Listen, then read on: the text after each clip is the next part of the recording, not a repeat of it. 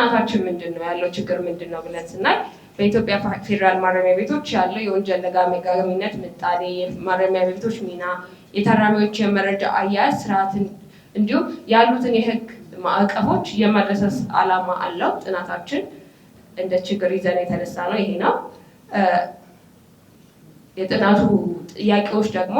የወንጀል ደጋጋሚነት ምን ደረጃ ላይ ይገኛል የወንጀል ደጋጋሚነት ምክንያት የሆኑ የህግ እና አሰራር ክፍተቶች ምንድናቸው የወንጀል ደጋጋሚነት ለመከላከል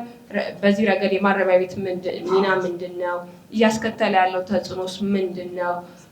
ለመከላከልና ለሚስተዋሉ የህግ ክፍተቶችን አሰራሮችን ለማሻሻል ምን አይነት እርምጃ መወሰድ አለባቸው የሚሉትን ጥያቄዎች አንስተዋል ከዚህም ጋር በመያያዝ የጥናታችን ዓላማ እነዚህ ለመመለስ ያሰበ ነው ይሄም በፌደራል ማረሚያ ቤቶች የወንጀል ደጋጋሚነት የማረሚያ ቤት ሚና ያለውን የህግ ማዕቀፍ ስርዓት እንመረምራለን የመረመረ ሲሆን ደጋጋሚነት ለመከላከል የሚያስችል የመፍትሄ ሐሳብ የሚያቀርብ ጥናት ነው የጥናቱ ስነ ዘዴ ስንመለከት ጥናቱ የኢምፔሪካል ሪሰርች ሜቶድን ተጠቅሞ ዲዛይንን ተጠቅሞ የተገኙ የጽሁፍ ዳሰሳዎችን በዲስክሪፕቲቭ ወይም ገላጭ ጥናት ዘዴ ተጠቅሟል መረጃዎችን በሁለት አይነት መንገድ የሰበሰብን ሲሆን ኳሊቴቲቭ እና ኳንቲቴቲቭን ስላደረገን ሚክስድ ሜቶድ ኦፍ ዲዛይኖችን ተጠቅመናል ሳምፕሊንግ ሜቶዳችንን ስንመለከት ደግሞ ሆም ተብሎ ወይም ፐርፐሲቭ ሳምፕሊንግ የናሙና አመራረጥ ዘዴን ተጠቅመናል መረጃዎቹ በአጠቃላይ ካሉት የፌደራል ማረሚያ ቤቶች በሙሉ ተሰብስበዋል የመረጃ ትንተናውን ስንመለከት አይነታዊ መረጃ ወይም ይሄ ቴማቲክ አይነታዊ የሆኑትን በቴማቲክ አናላይሲስ ወይም በጭብጥ ትንተና የተጠቀምን ስንሆን በጽሁፍ መጠየቅ ያገኘናቸውን ደግሞ በአሃዛዊ መረጃ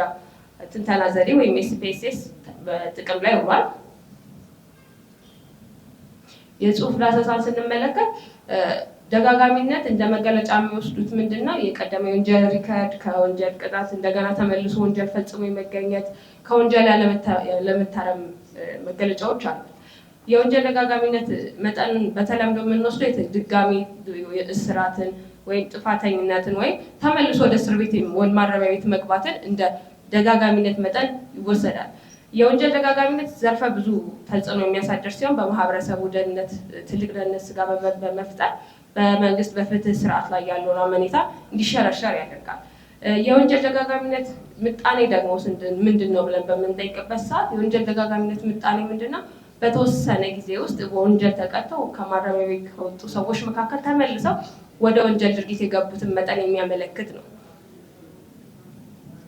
የወንጀል ደጋጋሚነት እንደአጠቃላይ የህግ ማዕቀፎች ምንድናቸው ብለን በምናይበት ጊዜ በኢትዮጵያ የህግ ማዕቀፍ በምንመለከት ጊዜ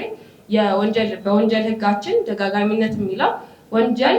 ማለት ከቀደም ሲል በተፈጸመ ወንጀል ወይም በተላለፈ ቅጣት ወይም በቅርታ ቀሪ እንዲሁም በተደረገ በ5 ዓመት ውስጥ ከ6 ወር በላይ የሚያስቀጣ አዲስ ወንጀል ተፈጽሞ ሲገኝ እንደ ደጋጋሚ ይወስዳል ይላል የወንጀል ህጋችን ይሄም እንደ ቅጣት ማክበጃነት እንደሚያገለግል ይደነግጋል በዓለም አቀፍ ህግ ስንመለከት ደግሞ ከሲቪል ፖለቲካል መብቶች ዓለም አቀፍ ቃል ኪዳን ወይም ICCPR በመነለው በኔልሰን ማንዴላ መመሪያ በUNODC የመግቢያ መመሪያ ስለ ወንጀል ደጋጋሚነት ታራሚዎችን ማህበረሰብ መቀላቀል የኪዮቶ ሞዴል ስትራቴጂዎችን በመመለከትበት ጊዜ መንግስት የወንጀል ደጋጋሚነትን የመቀነስ ታራሚዎችን የማረም የማነጽ ማህበረሰቡን የመጠበቅ ኃላፊነት እንዳለበት ይደነግጋሉ ከሌሎች በወርልድ ፖፑሌሽን ሪቪው እንዲሁም በሲስተማቲክ አናላይሲስ ኦፍ ክሪሚናል ሬሲዲቪዝም አናላይሲስ በ6 ዓመት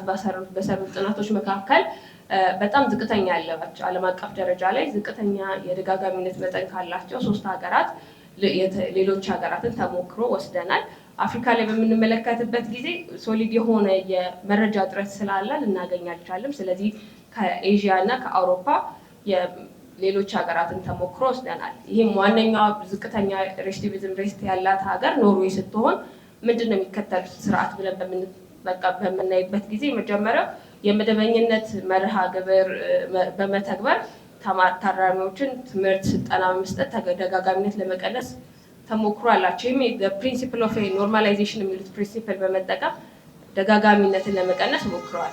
ሲንጋፖርን በምንመለከትበት ጊዜ ታራሚዎች ሲገቡ የአቀባበል ምደባ በማድረግ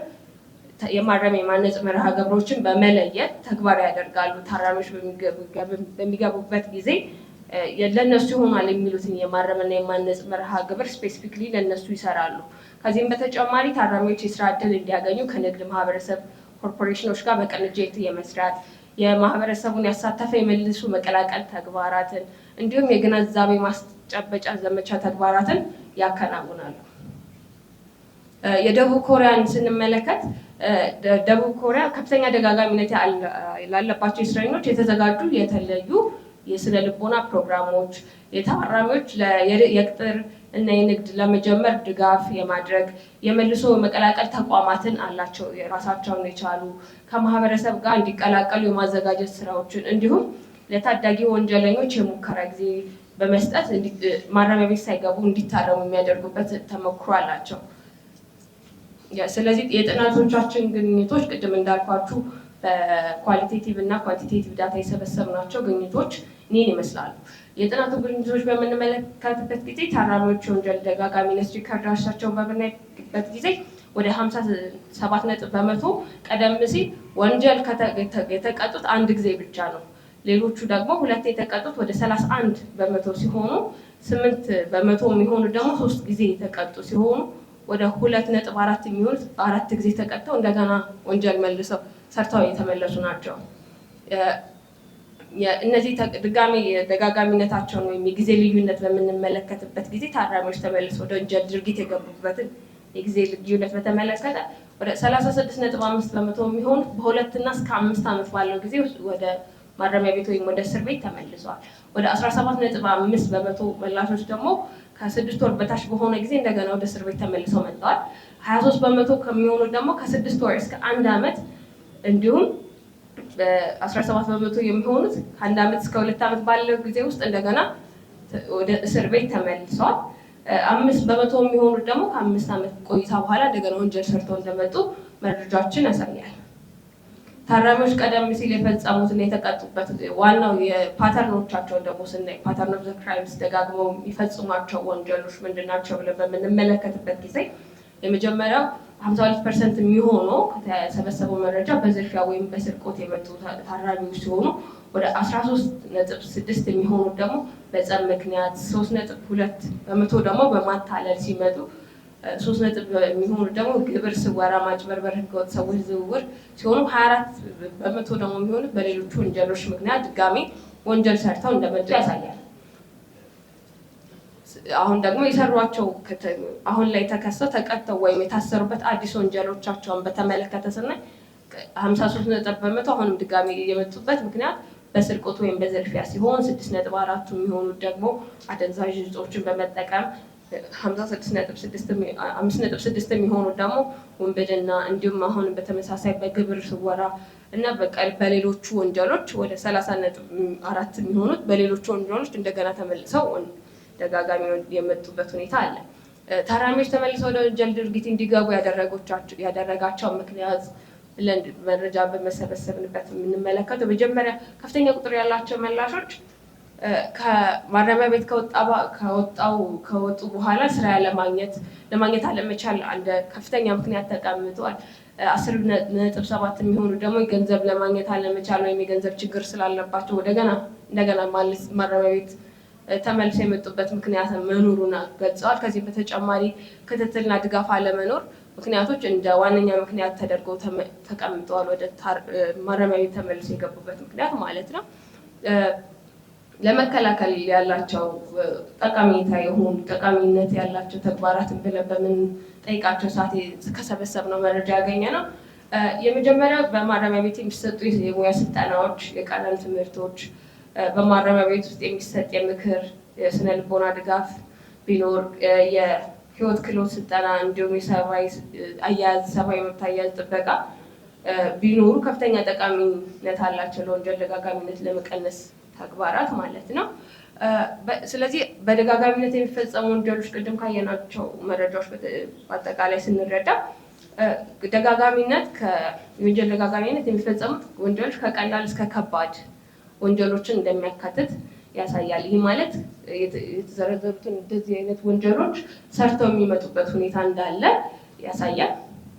የመረጃ አያያዝ ስርዓታችን ስናይ በፌዴራል ማረሚያ ቤቶች የወንጀል ደጋጋሚዎችን ለመለየት የሚያስችል የተሟላና ወጥ የተደራጀ የዲጂታል መረጃ አያያዝ እንደሌለ ስርዓት የለም። ማረሚያ ቤቶች የፒዲኤምኤስ አሁን ከረንት እየተጠቀሙ የጀመሩ ያሉት የፒዲኤምኤስ የመረጃ አያያዝ ስርዓት ተግባራዊ ለማድረግ እየተሞከረ ይገኛል። በአዲስ አበባ ፖሊስ ደጋጋሚ ወንጀለኞችን ለመለየት ረገድ የአሻራ ምርመራን ይጠቀማሉ።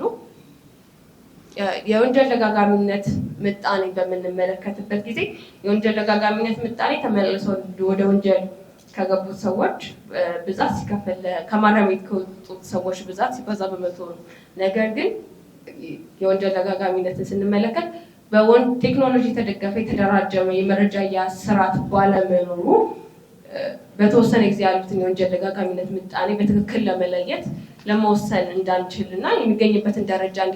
እንዳይታወቅ አድርጓል። የመረጃ አያያዛችን ክፍተት ስላለው የወንጀል ደጋጋሚነት ምጣኔ ይሄ ነው ብለን የሚያስችል ነገር አልተገኘም። ተጽዕኖ በምናይበት ጊዜ በህብረተሰቡ ላይ ያለው የእምነት በፍትህ ላይ ያለውን አመኔታ እንደሚቀንስ ያሳያል። የመጀመሪያው የመረጃ አያያዛችን ማደራጀት ነው። የወንጀል ደጋጋሚዎች በአስተማማኝና በተሟላ መልኩ ለመለየት የሚያስችል የተደራጀ የዲጂታል መረጃ አያያዝ መኖር አስፈላጊ ነው። ሲቀጥል የህጎችን ማውጣትና ተግባራዊ ማድረግ፣ ይህም የመልሶ መቀላቀል በፍትህ ሚኒስቴር የተሰራ ያለው የመልሶ መቀላቀል የተዘጋጀው ረቂቅ ህግ አዋጅ በአጭር ጊዜ እንዲጸድቅና ተግባራዊ እንዲሁም የማህበረሰብ አቀፍ ቅጣት አይነቶች በሚመለከት ህጎች እንዲዘጋጁና ወደ ተግባር እንዲገቡ የወንጀል ቅጣት መጠናችንን ክፍተቶች ተፈትሸው ማሻሻያ ቢደረግባቸው የሚል ሲሆን ሌላው ደግሞ ምክር ሀሳቡ ማረሚያ ቤቶችን የአሰራር ማሻሻልና ማጠናከር፣ ይህም የማረሚያ ቤቶቹን ያላቸው ለምሳሌ ደጋጋሚዎች ለብቻቸው የሚያዙበትን መንገድ መፍጠር፣ በፌዴራል ማረሚያ ቤቶች ያለውን የሰው ኃይል፣ የመሰረተ ልማት፣ የፋይናንስ ችግሮችን መቅረብ፣ እንዲሁም ይሄ ፎሎ አፕ የምንለው ወይም ትራኪንግ ሜካኒዝም መከታተል፣ ታራሚዎች ከእስር ቤት ከወጡ በኋላ ያለውን ትራኪንግ ሲስተም ሜካኒዝም መከተልና መዘርጋት፣ በስተመጨረሻ